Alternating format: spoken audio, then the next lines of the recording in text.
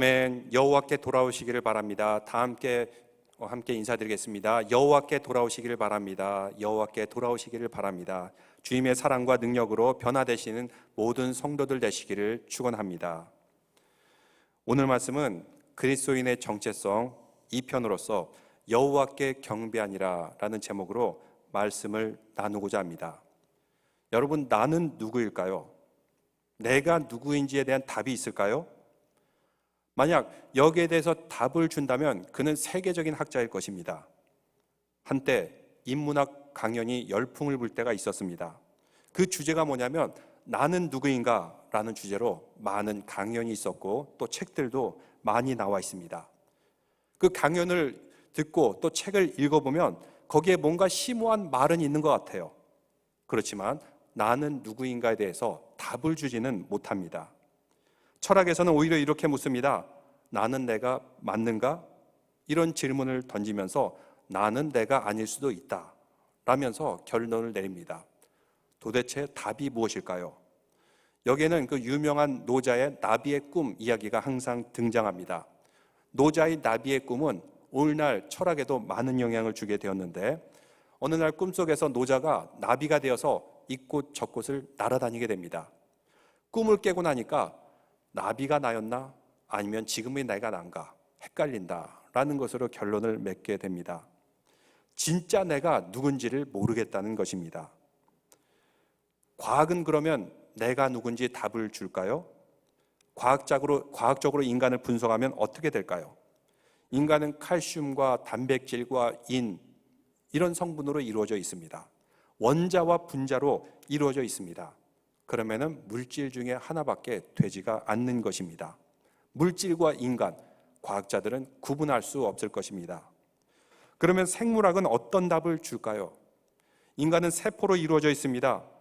DNA로 이루어져 있습니다. 진화론에 따라서 유인원 중에 가장 고등한 존재라고 분류합니다. 그런데 해부학적으로 생물학적으로 자세히 살펴보면 인간하고 동물하고 별 차이가 없어요. 비슷합니다.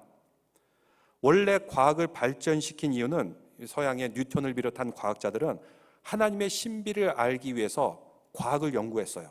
하나님이 이렇게 세상을 신비롭게 창조했는데 어떻게 지구가 있고 태양이 있고 어떻게 움직일까? 하나님이 창조의 신비 놀랍다. 이것을 연구하기 위해서 과학이 발전되었습니다. 그런데 과학 자체에 매달려 있다 보면은 우리 인간은 동물과 차이가 없고 물질과도 차이가 없는 별 하찮은 존재가 아니라는 것으로 결론을 내리게 됩니다. 그런데 성경에서는 무엇이라고 답을 주고 있습니까? 우리는 어떤 존재라고요? 지난 시간에 말씀드렸죠. 우리는 하나님께서 만드신 바라. 하나님께서 우리를 지으셨다는 것입니다. 어떻게 해요? 하나님의 형상으로 우리를 지으셨습니다. 예술 작품이나 문학 작품이나 누가 만들었냐에 따라서 그 가치가 완전히 달라지게 됩니다. 우리는 창조주 하나님께서 만드셨습니다. 하나님의 형상이 우리 가운데 있기 때문에 우리 한 사람 한 사람은 매우 존귀한 존재입니다. 어느 정도 가치일까요? 하나님께서 그의 아들 예수 그리스도를 대신 희생시킬 만큼 우리 한 사람 한 사람은 매우 소중한 가치를 지닌 존재라는 것입니다. 그러면 우리가 하나님께서 이렇게 창조하셨는데 우리의 정체성 가장 최고로 경험할 때는 언제일까요? 그것은 우리가 예배의 자리에 나올 때, 기도의 자리로 나올 때, 찬양의 자리로 나올 때 우리는 가장 최고의 나를 경험할 수가 있는 것입니다. 오늘 말씀 2장 1절 말씀에 보면 한나가 기도하여 이르되 그의 기쁨, 감사, 찬양 하나님께 마음껏 올려드리는 모습을 볼 수가 있습니다. 근데 2장 1절 바로 위에 무엇이라고 말씀하고 있습니까? 그가 거기서 여호와께 경배하니라. 한나가 하나님께 경배를 드렸어요. 예배를 드렸죠. 기도를 드립니다. 찬양을 드릴 때 1절에서 10절까지의 최고의 기쁨과 찬양을 누리는 한나의 모습을 볼 수가 있습니다. 원래 한나는 아이가 없어서 겪어야 했던 고통과 좌절이 있었습니다. 애통함이 있었습니다. 근데 이 모든 것을 극복하고 하나님 앞에 새 마음으로 새 찬양으로 드릴 때 최고의 기쁨을 누리는 한나의 모습을 볼 수가 있습니다. 그리스도인으로서 우리도 한나와 같이 하나님께 경배할 때, 기도할 때, 찬양할 때 최고의 나 자신이 될 줄로 믿습니다. 우리는 분명히 하나님 앞에 기뻐하는 존재입니다. 그러면 우리의 삶 가운데 정말 기쁨이 있습니까? 특히 요즘과 같이 이렇게 팬데믹의 상황에서 모두가 밖에 나가는 게 두렵고 사람 만나는 게 두려운 이런 상황, 일터와 비즈니스도 많이 어려움을 겪고 있습니다. 근데 이런 상황과 환경을 보면은 결코 기뻐할 수 없는데 왜 예수님께서는 우리에게 기뻐하라, 기쁨을 주신다 말씀하셨습니까? 요한복음 15장 11절 말씀에 보면 예수님께서 이렇게 말씀하십니다. 내가 이것을 너희에게 이름은 내 기쁨이 너희 안에 있어 너희 기쁨을 충만하게 하려 함이라. 예수님께서 우리에게 기쁨을 충만하게 하려 하신다 말씀하여 주고 있습니다. 우리 삶에는 기쁨이 있어야 됩니다. 그러면 그 전제가 무엇일까요? 우리에게 기쁨이 있기 위해서는 그 전에 예수님께서 말씀하시는데 내가 너희 안에 있고 너희가 내 안에 거하면, 다른 말로 말하면 우리가 하나님 안에서 예배하는 시간, 하나님과 대화하는 기도의 시간, 하나님 앞에 찬양하는 그 시간, 바로 그 시간에 우리는 가장 최고의 기쁨을 누릴 수 있다고 말씀하고 있습니다. 오늘 말씀, 한나가 그토록 기뻐하며 찬양한 이유가 무엇입니까? 2장 1절 그리고 바로 위에도 나오지만 여호와께 경배하니라. 2장 1절에 한나가 기도하여 이르되, 예배하는 그 자리에 있었기 때문에 한나는 최고의 기쁨을 누릴 수가 있었던 것입니다. 그 주체할 수 없는 기쁨, 마음껏 찬양을 드리는 한나의 모습. 그러면 우리도 이렇게 기쁨으로 예배 드리기 위해서 무엇을 해야 됩니까? 어떻게 해야지 한나와 같이 기쁨으로 예배하고 기도하고 찬양할 수가 있을까요? 그 기쁨의 이유, 성경에 있는 수많은 기쁨의 사람들을 볼 수 있는데 시편에 보면 다윗도 그러했고 또 시편을 지은 많은 사람들 너무나도 기뻐하면서 살았어요. 그 이유는 무엇입니까?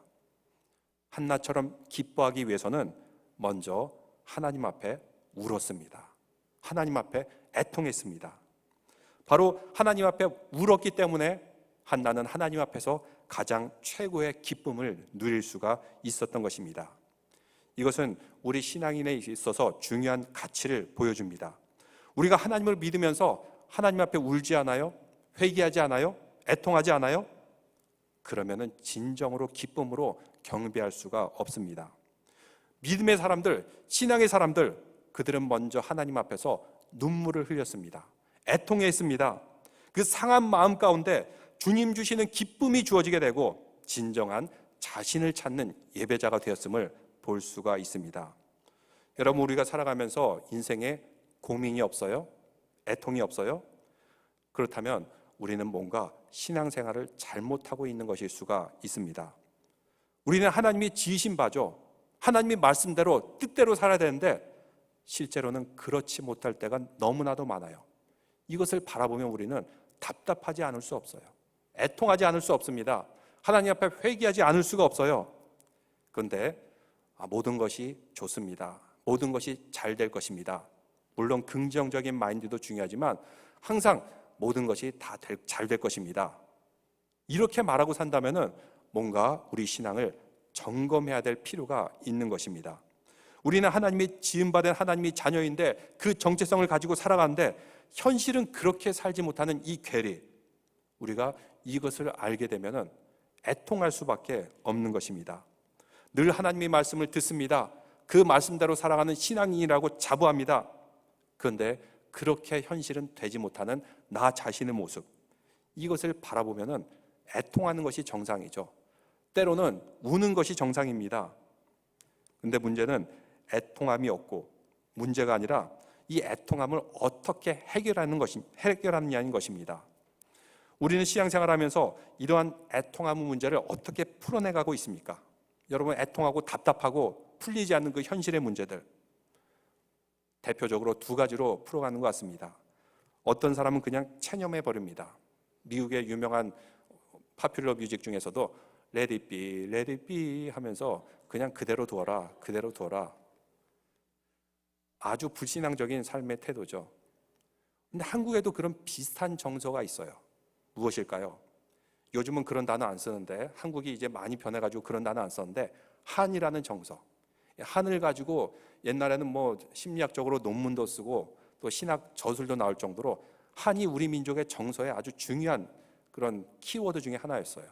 그래서 한 500년 노래를 부르고 찬송가를 부를 때도 한 많은 타령조로 부르고, 요즘 다시 뽕짝 노래가 유행하는 것 같은데 찬송을 부를 때도 뽕짝처럼 부르고, 혹시 그러지는 않습니까? 또 이 애통함과 답답함의 문제를 어떻게 풀어나갑니까? 어떤 사람은 사람의 위로를 받으려고 그래요. 사람의 인정을 받으려고 합니다. 어떻게든 누군가로부터 인정을 받으려고 그러고 위로를 받으려고 그러고, 그러다 보니까 말이 길어질 수밖에 없고, 목사나 남편이나 아내나 친구나 계속 자신의 한을 얘기합니다. 사람으로부터 인정받고 싶어서, 사람으로부터 불쌍히 여김을 받고 싶어서. 그런데 하나님께서 우리에게 주시는 애통함은 체념한다고, 한이라고 치부할 수 있는 것이 아닙니다. 또 사람이 아무리 위로해줘도 이 애통함은 풀어질 수가 없는 것입니다. 왜? 그 애통함은 하나님께서 주셨기 때문입니다. 오늘 우리가 2장 말씀, 한나가 기뻐하며 찬양드리는 그 말씀을 읽었는데, 원래 1장은 어떻게 시작합니까? 우리가 너무나도 잘 알고 있어요. 한나가 아이가 없었어요. 그래서 고통이 심했습니다. 근데 그 고통이 심했는데 누가 위로해 줬냐면 남편이 위로해 줬어요. 그래서 무슨 일이 있을 때마다 브닛나하고 그 자녀들에게 주는 것보다 한나에게는 배나 주었어요. 뭐 무슨 용돈을 주더라도 한나에게 더 많이 주었어요. 또 한나가 애통해할 때마다 그의 남편이 항상 내가 10아들보다 낫지 않냐, 내가 너에게 10아들보다 더 너를 사랑하고 너를 아끼는데 무엇 때문에 그렇게 애통하냐, 남편이 위로해 줍니다. 사랑을 줍니다. 근데 아무리 위로해주고 사랑을 주고 뭐 용돈을 많이 줘도 한나의 마음은 도저히 채워질 수가 없었어요. 왜냐? 그 모든 고통, 1장 5절 6절에도 나오지만 왜 이런 고통이 있었어요? 이 고통은 하나님께서 주신 것이기 때문입니다. 왜 하나님께서 이런 고통과 아픔을 주셨을까요? 하나님과 더 가까워지기 위해서, 하나님이 자리에 나오도록 하기 위해서 주신 그런 고통이 있다는 것입니다. 우리도 살아가면서 크고 작은 그런 고통과 아픔이 있습니다. 가정의 문제, 일터의 문제, 비즈니스의 문제. 왜 이런 고통이 주어졌을까요? 꼭 이런 고통이 죄 때문에 오는 것은 아닙니다. 물론 죄 때문에 고통과 아픔이 올 수가 있지만 때로는 한나와 같이 하나님께서 주신 애통함이 있고 하나님께서 주신 아픔과 고통이 있다는 것입니다. 왜? 내 자리에 나오라고, 하나님과 더 가까이 하기 위해서 이런 고통을 줄 때가 있습니다. 사무엘서, 우리가 잘 아는 성경 말씀인데 제목은 사무엘서예요. 근데 대부분의 이야기는 누구에 대한 이야기죠? 다윗 왕에 대한 이야기입니다. 그리고 다윗 왕조가 세움을 통해서 메시아의 계보를 잇고 메시아의 예비를 준비하는 그 말씀이 바로 사무엘서입니다. 근데 다윗 왕조의 이야기인데 책 제목은 사무엘서예요. 참 특이하죠. 사무엘을 통해서 혼돈의 사사시대가 끝나게 됩니다. 그 전에 사사시대 때는 그 마음 소견에 옳은 대로 행하였고 법과 질서가 없는 완전한 혼돈의 시대였어요. 그런데 사무엘의 등장함을 통해서 드디어 혼돈의 시대가 거두어지게 되고 또 블레셋이 계속해서 못 살게 굴었는데 이제 이스라엘에 반격할 수 있는 능력이 생겼어요. 힘이 생겼어요. 언제부터? 사무엘이 번제를 드리고 모든 백성으로 회개케 하고 하나님 앞에 나오게 함을 통해서, 그럼을 통해서 다윗이 세워지게 되고 다윗 왕조가 세워지게 되고 이스라엘의 새로운 역사가 쓰여지게 되는데, 다윗은 왜 중요합니까? 메시아이신 예수 그리스도의 오심을 예비했기 때문입니다. 근데 이 모든 이스라엘의 위대한 역사가 어디로부터 시작됐습니까? 당시의 고대 신화를 보십시오. 한 나라가 시작될 때는 용이 태어나거나 번개가 번쩍하거나 아니면 아래서 사람이 깨어나거나 이러면서 한 나라가 시작되고 한 시조가 시작되는데, 사무엘서의 말씀은 어떻게 시작돼요? 한 나라는 한 여인이 애통하고 눈물을 흘리며 어디로부터 위로받을 수 없는 그 고통과 아픔 가운데 이스라엘의 새로운 역사가 씌어지기 시작함을 우리는 볼 수가 있습니다. 그녀의 남편이 아무리 사랑하고 위로하고 용돈을 많이 줘도 이것은 한나의 그 공허함을 채울 수가 없었던 것입니다. 더군다나 브닛나가 한나를 계속 격동시키고 괴롭게 합니다. 그래서 한나는 답답함과 고난과 괴로움, 도저히 참을 수 없어서 하나님 앞에 나가서 눈물로써 기도합니다. 애통해하며 기도합니다. 근데 바로 그 눈물과 애통함의 자리에서부터 하나님의 역사가 씌어지기 시작했던 것입니다. 사람이 위로해줘서 힘이 났다고요? 사람이 말 한마디 건네서 힘이 났다고요? 이것은 진정한 애통이 아닐 수가 있습니다. 정말 하나님께 주시는 애통과 고통은 아무리 사람이 위로해줘도 사람이 채워줘도 채울 수 없는 공허함이 있다는 것입니다. 오늘 10절 1장으로 가서 사무엘상 1장 10절 11절 말씀에 보면은 한나가 하나님 앞에 나와서 괴로워하며 기도하는 장면을 볼 수가 있습니다. 10절에 보니까 한나가 마음이 괴로워서 여호와께 기도하고 통곡하며 서원하여 이르되 만군의 여호와여 만일 주의 여종의 고통을 돌아보시고 나를 기억하사 주의 여종을 잊지 아니하시고 주의 여종에게 아들을 주시면 내가 그의 평생에 그를 여호와께 드리고 삭도를 그의 머리에 대지 아니하겠나이다. 그가 서원을 하는데 아들을 주시게 되면 어떻게 한다고요? 서원하여서 삭도를 머리에 대지 않고 하나님께 드린다. 레위기에 나와 있는 나실인의 서약입니다. 하나님 앞에 완전히 구별되어 거룩하게 살겠다는 나실인의 서약. 삼손도 그러했고 또 성경의 몇몇 인물들이 그러했는데 이 나실인으로서 사는 것은 일정 기간 동안 살기도 하는데 한나는 모든 인생을 이 나실인으로서 바치겠다, 이렇게 서약을 했던 것입니다. 그 서원, 한나는 고난의 골짜기, 눈물의 골짜기를 지나면서 이 고난과 애통, 이것은 단지 표면적이고 사람들 눈에 보이는 고통이 아니라 여기에 담겨있는 하나님의 영적인 메시지를 발견했던 것이죠. 그래서 만약 한나가 아들 하나 얻고 싶었다, 그가 간절하게 아들만 얻고 싶었다 하면 그냥 아들 낳고 데리고 살면 되죠. 근데 그 아이가 젖대자마자, 당시 아이들은 좀 젖을 늦게까지 먹었다 그러는데 한 5살까지도 먹었다 그래요. 젖을 떼자마자 바로 아이를 성전에 종으로 보내버려요. 엄마와 헤어지게 만들었던 것입니다. 어떻게 이렇게 할 수 있었을까요? 그의 고통과 아픔의 문제를 하나님 앞에 드러내놓고 하나님과 영적으로 풀어가려고 했기 때문에 그 아이를 성전에다 그냥 바칠 수가 있었던 것입니다. 한나의 고통은 영적인 고통이었던 거죠. 하나님과의 관계에서는 그런 고통이었던 것입니다. 왜 이 고난 가운데 하나님은 나를 그냥 내버려 두시나? 왜 말씀해 주지 않고 왜 나를 수치스러움 가운데 내버려 두시나? 막막한 그 마음, 그녀가 가지고 있는 영적인 질문이었습니다. 그녀는 그 질문을 가지고 인간적으로 어떻게든 해결해 보려고 하지 않았습니다.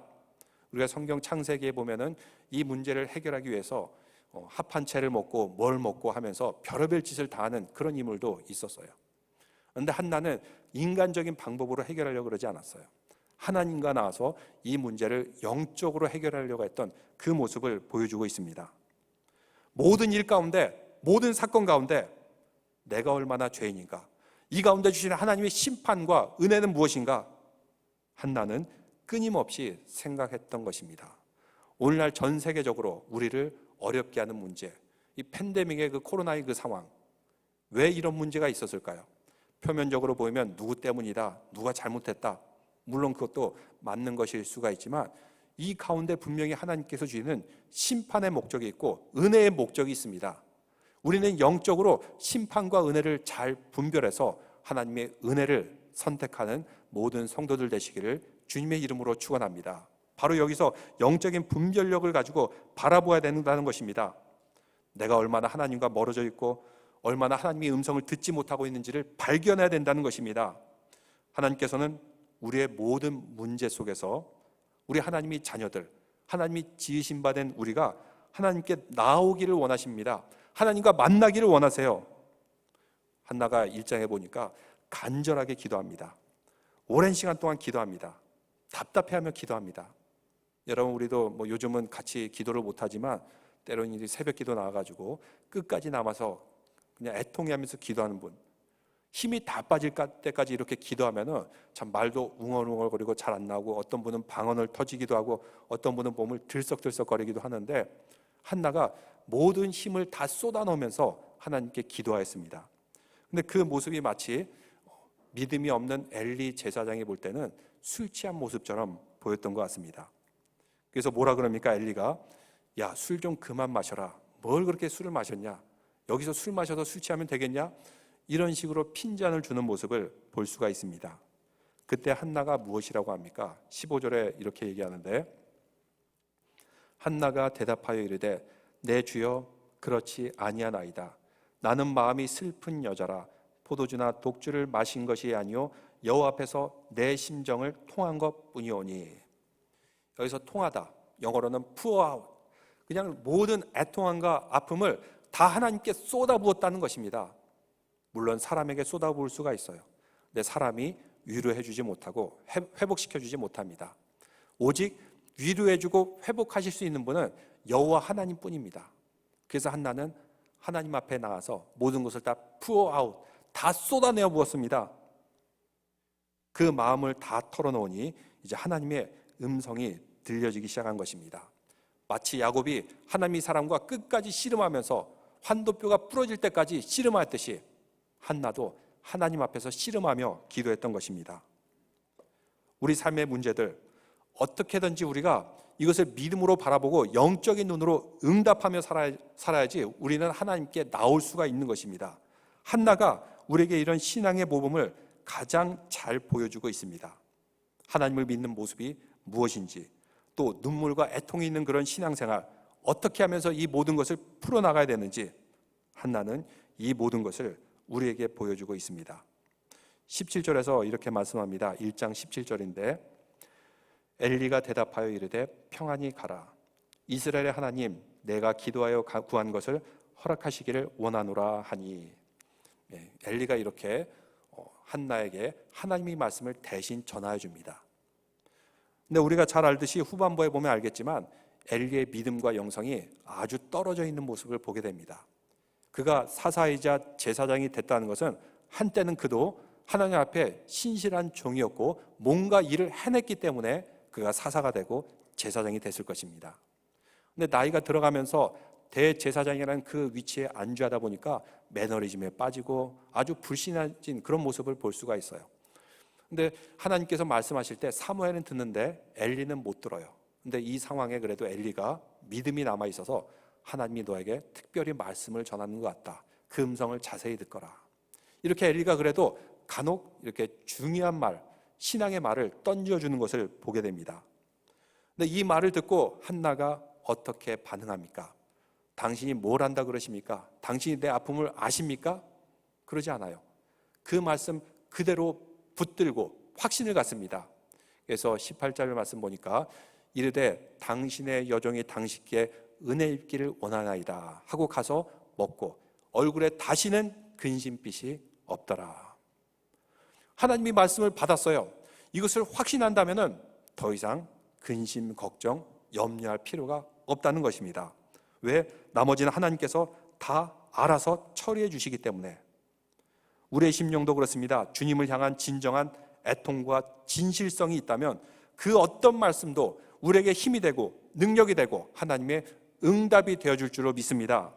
그래서 마태복음 5장 4절에 말씀합니다. 애통하는 자는 복이 있나니 그들이 위로를 받을 것이요. 애통하는 자, 고통하는 자 위로하여 주는데 세상 사람이 줄 수 없는 하나님의 위로, 그 위로를 받게 될 때 다시 일어설 수가 있습니다. 다시 회복되고 그의 삶은 기쁨으로 변화될 줄로 믿습니다. 그 위로를 받는 자마다 근심빛이 없어지고 그 위로를 통해서 하나님의 나라가 세워지게 됩니다. 여러분, 우리가 애통해야 될 것이 무엇입니까? 진정으로 우리가 기쁨을 누리는 예배자가 되고 싶다면 애통하는 마음으로 주님 앞에 나오시길 바랍니다. 애통하는 마음으로 우리의 모든 마음을 주님 앞에 쏟아놓고 기도하고 찬양드리고 말씀을 들을 때 진정으로 우리는 하나님께서 채워주시는 천국의 기쁨과 희락의 삶으로 우리를 변화시켜 줄 줄로 믿습니다. 그런데 성경을 읽어도 이 말씀이 무슨 말인지 이해도 안 가고 남의 말 같고 또 기도를 해도 잘 나오지 않아요? 바로 그것을 가지고 하나님 앞에 애통해 하시기 바랍니다. 나 자신부터 하나님 앞에 그 모습, 불신앙적인 모습 애통하게 될 때 주님께서 말씀하여 주시고 위로하여 주십니다. 이것을 통해서 하나님의 생명력이 우리에게 들어오게 됩니다. 여러분, 성경에서 가장 많은 부분을 차지하는 책이 무엇인 줄 압니까? 성경에서 가장 두껍고 많은 양, 바로 시편의 말씀이에요. 근데 시편의 그 150편의 말씀을 쭉 읽어가면 여호와는 나의 목자시니 푸른 초장으로 나를 인도하신도다. 이 말씀이 너무 유명해서 시편이 다 그런 줄로 아는 분도 계세요. 근데 시편을 처음부터 끝까지 다 읽어보십시오. 감사와 기쁨과 찬양보다는 애통해하고 억울해하고 또 비통해하는 마음으로 하나님께 쏟아붓는 말씀이 훨씬 더 많습니다. 우리의 인간의 모습이 그렇다는 것입니다. 애통해야 될 것, 비통해야 될 것, 그리고 고민하고 근심할 것이 많다는 것입니다. 근데 그것을 어디로 가져가요? 사람 앞에 가져가지 않습니다. 이것을 인간적인 방법으로 해결하려고 그러지 않아요. 하나님 앞에 나와 기도하고 찬양하고 예배드리는 그 모습, 바로 그런 성도들에게 진정한 기쁨과 희락으로 채워주시는 것을 우리는 볼 수가 있습니다. 그 주님과 끝까지 만나고 승부를 보려는 그 신앙, 애통하는 마음을 가지고 쏟아넣는 그 모습, 바로 그 후에 회복과 기쁨이 찾아오게 됩니다. 나의 진정한 정체성, 우리는 하나님이 만드신 바입니다. 그래서 매우 한 사람 한 사람이 소중합니다. 나의 진정한 정체성을 가장 잘 만날 수 있는 곳이 어디입니까? 애통하는 마음을 가지고 하나님 앞에 나오며 경배하며 기도하며 찬양드리며 말씀을 들을 때 우리는 진정한 하늘의 위로와 기쁨을 맛보게 됩니다. 가정의 문제, 일터의 문제, 또 우리 삶의 모든 문제들, 변화하지 못하는 나의 불신앙적인 모습들, 애통하는 마음으로 주님 앞에 나오시길 바랍니다. 주님 앞에 쏟아 넣으시기 바랍니다. 그러할 때 나의 영혼이 살고 우리의 가정이 살고 우리의 일터, 우리의 모든 삶, 주님의 기쁨으로 채워지는 놀라운 역사가 일어날 줄로 믿습니다. 이렇게 하나님 앞에 나옴을 통해서 주님의 놀라운 위로와 축복의 주인공이 모두들 되시기를 주님의 이름으로 축원합니다. 기도드리겠습니다.